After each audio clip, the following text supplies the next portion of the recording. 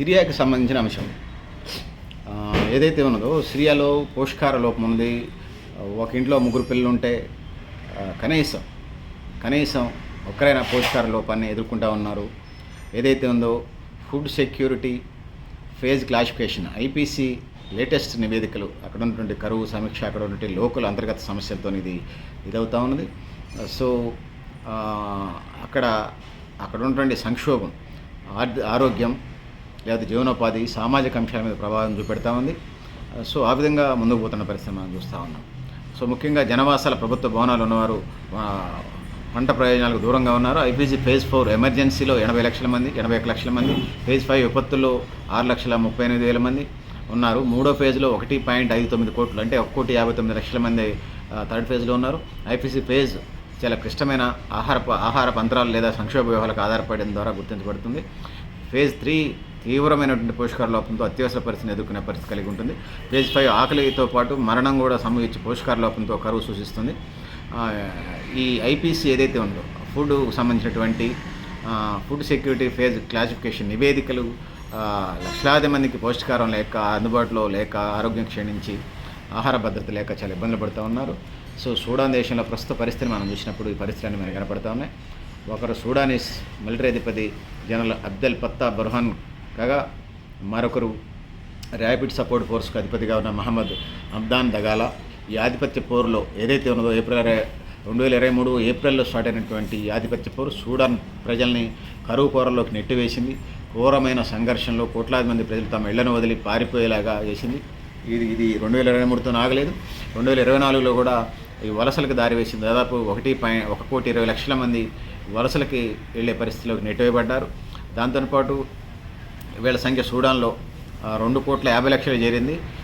అట్లాంటి పరిస్థితుల్లో సంఘర్షణ కనీసం 15,500 మంది మరణించారనేది అంతర్జాతీయ నివేదికలు చెప్తున్నాయి. ఇంకెక్కువ ఉంటారు వీళ్ళు చనిపోయిన వాళ్ళు. గత 20 నెలలుగా జరుగుతున్నటువంటి విధ్వంసకర సంఘటనలు ప్రపంచాన్ని నివేర్పరుస్తూ ఉన్నాయి. ఇది మానవాళికి అంత మంచిది కాదనేది మనకు అర్థమవుతుంది. ముఖ్యంగా సూడాన్లో పంట ఉత్పత్తి ప్రాంతాలైన డార్ఫర్, కోర్డోఫాన్, ఖార్టూమ్, అల్జీజిరా ప్రాంతాల్లో ముఖ్యమైన ఘోర కరువు తాండవిస్తుంది. వ్యాపార మార్కెట్లు, మానవతా సహాయ గిడ్డంగులు దోపిడీ చేయడంపై ఆహార కొరత ఇవన్నీ సమస్యలు ఉన్నాయి. సో రికార్డు స్థాయిలో ఈ పరిస్థితులు ఉన్నాయి. అసలు ధరల పెరుగుదల ద్రవ్యోల్బణానికి అర్థపద్దు లేదు.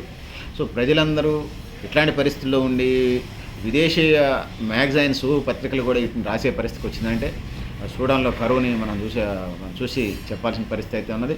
ముఖ్యంగా చాలామంది ప్రజలు ఎవరైతే ఉన్నారో వ్యవసాయ ఉత్పత్తులపై ప్రభావం చూపుతుంది. వేలాది మంది రైతులు మరణిస్తున్నారు. ఆహార వ్యవస్థను దిగజారిపోయినాయి. ఆహార మార్కెట్లు ఖాళీగా ఉన్నాయి. అధిక ఆహార ధరలు అంటే ద్రవ్యోల్బణం ఉంది. ప్రజల కొనుగోలు శక్తి తక్కువగా ఉంది. పని లేనప్పుడు కొనుగోలు శక్తి ఉండదు. సో ఆ విధంగా పండించిన పంటలకి ప్రజల సామర్థ్యాన్ని తీవ్రంగా దెబ్బతీస్తూ ఉంది. ఇంధన ధర పెరుగుతూ ఉంది. దక్షిణ సూడాన్లో అవసరాలు ఎక్కువగా ఉన్నాయి. ప్రజల ఆదాయాలపై ప్రభావం చూపుతూ ఉంది. సో ఇట్లా రకరకాల పరిస్థితుల్ని ఆ దేశం చేస్తుంది. ఎమర్జెన్సీ వాచ్ లిస్టులో సూడాన్ దేశం ఉందనేది మనకు అర్థమవుతుంది. 2025 సూడాన్ సంక్షోభం ఏదైతుందో పొరుగు దేశాలపై దాని ప్రభావం కూడా ఉన్నది. ముఖ్యంగా శత్రు దేశాలతో కొన్ని వర్గాలు కలిసి పనిచేస్తున్నాయి. వీళ్ళు అంతర్గత పోరు ఆ దేశ సంక్షోభాన్ని పేదరికంలోకి నెట్టివేస్తూ ఉన్నాయి.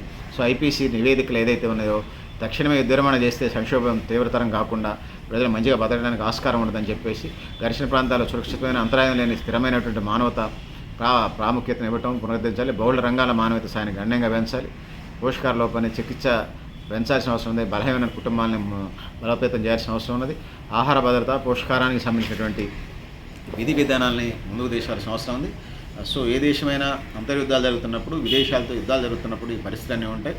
సో ప్రజలకు సంబంధించి ఆహార పంటలు ఇవ్వడానికి పొద్దాకల వాళ్ళ వాటర్ ట్యాంకులు మనం రష్యా ఉక్రెయిన్ యుద్ధాలు జరిగేటప్పుడు రష్యా ఉక్రెయిన్ వాటర్ ట్యాంకుల మీద కొన్ని వేల మందికి, లక్ష మందికి, అంతకంటే లక్షలాది మంది ప్రజలకి వాటర్ సరఫరా చేసే మెయిన్ ట్యాంకర్స్ మీద బాంబింగ్లు జరిగాయి.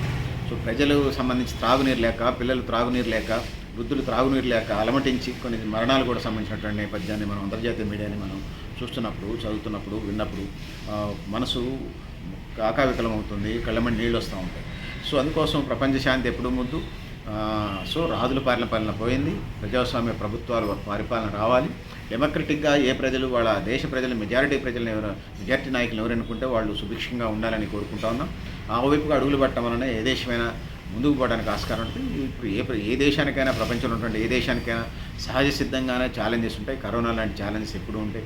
ఆ దేశంలో ఆకలి, దరిద్రం, పేదరికం, నిరక్షరాస్యత, తాగునీరు, సాగునీరు, కనీస మద్దతు ధర, ద్రవ్యోల్బణం ధరలు అదుపులో ఉంచడం, ఇవన్నీ రకరకాల ఛాలెంజెస్ ఎప్పటికప్పుడు ఉంటుంటాయి. ఉన్నటువంటి దుష్ట శక్తులు, వ్యాపార శక్తులు, దెయ్యాలన్నీ కూడా ఈ అభివృద్ధిని, ఆ దేశాభివృద్ధిని అడ్డుకునే కార్యక్రమాలు అయితే చేస్తూ ఉంటుంది. ఆ విధంగా పరిస్థితులు ఉంటాయి కాబట్టి ఆ విధంగా ముందుకు పోవాల్సిన అవసరం.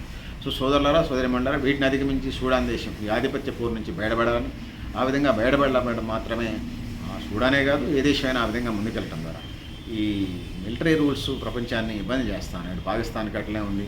కొన్ని రాజ్యాంగాలు మిలిటరీకను దేశ రాజ్యాంగానికి సంబంధించిందండి. వాళ్ళు దేశ రక్షణ సైనికులు. ఇండియాకి సంబంధించి స్పష్టంగానే ఉంది. సైనికులు ఒక్కొక్క దేశంలో ఒక రూల్ ఆఫ్ లా ఉందనుకోండి. అమెరికాలో అయితే ఖచ్చితంగా ప్రతి మనిషి సైనికుడిగా పనిచేస్తున్నారు. 2 ఏళ్ళు 5 ఏళ్ళు చేసి రావాలి. అది మంచిదే. అది ఇండియాలో కూడా కొంత చేస్తున్నారు. వాళ్ళకి మంచి జీతాలు ఇస్తున్నారు, సంతోషమే. తర్వాత ఇంకా తాయిలాలు ఇచ్చినా, పెన్షన్ ఇచ్చినా అభ్యంతరాలు లేదు. సో అందుకోసమే సూడాన్ సమస్య మిలిటరీ అక్కడ ఉన్న అంతర్గత వ్యవహార అంతర్యుద్ధం జరుగుతూ ఉంది. దానివల్ల అనేక మంది పేదలు, చిన్న దేశమే, చాలా పేద దేశం, వెనుకబడితనం నుంచి అభివృద్ధి చెందుతున్న దేశంగా మరవడానికి, అభివృద్ధి చెందిన దేశానికి ఇంకా వేళ్ళు పట్టవచ్చు. సో ఈ నేపథ్యంలో ఎటువంటి పరిస్థితి ప్రపంచం అంతా ఇతర గ్రహాల మీద, గురుగ్రహం మీద, కుజగ్రహం మీద రియల్ ఎస్టేట్ చేద్దామా, అక్కడ ఇల్లు కడదామని కొన్ని అభివృద్ధి చెందిన దేశాలు చేస్తూ ఉంటే, కొన్ని దేశాలు, సూడాన్ లాంటి దేశాలు, సిరియా లాంటి దేశాలు లోపల యుద్ధాలతోని, సరిహద్దుల యుద్ధాలతోని, పెట్టుబడి దేశాల యుద్ధాలతోని, పేదరికంలో తినడానికి తిండి, ఉండటానికి ఇల్లు, కట్టుకోవడానికి బట్ట, త్రాగటానికి నీరు లేక, విద్యా వైద్య సదుపాయాల సంగతి దేవుడెరుగు ఇంకా.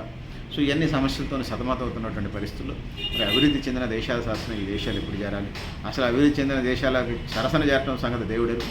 వాళ్ళ వలసల నుంచి, ఆ పేదరికం నుంచి కనీసం పౌష్టికాహారం తినడం గురించి, పౌష్టికాహారం సంగతి దేవుడెరుగు. కనీసం ఆ రోజు తినడానికి ఆహారానికి సంబంధించి ఏ పరిస్థితులను పే చేస్తారనేది అన్నింటిని దృష్టిలో పెట్టుకొని ఐక్యరాజ్యసమితి సంబంధించినటువంటి దేశాలు ఏదైతే ఉన్నాయో, బాధ్యులు ఎవరైతే ఉన్నారో చొరవ చేసి ఆ విధంగా సంధికాలాన్ని చేసి ఆ విధంగా మన ముందుకు నడిపించే కార్యక్రమాన్ని చేపట్టాలని, ఆ విధంగా 2025 ఆ విధంగా ప్రయత్నం జరుగుతుందని భావిద్దాం. పెద్దలారా, మిత్రులారా, మీరు కూడా మీ అభిప్రాయాన్ని కామెంట్ బాక్స్లో రాయని తెలియజేస్తూ, నేను గరిడేపల్లి సత్యనారాయణ, న్యూ లక్ష్యాపన.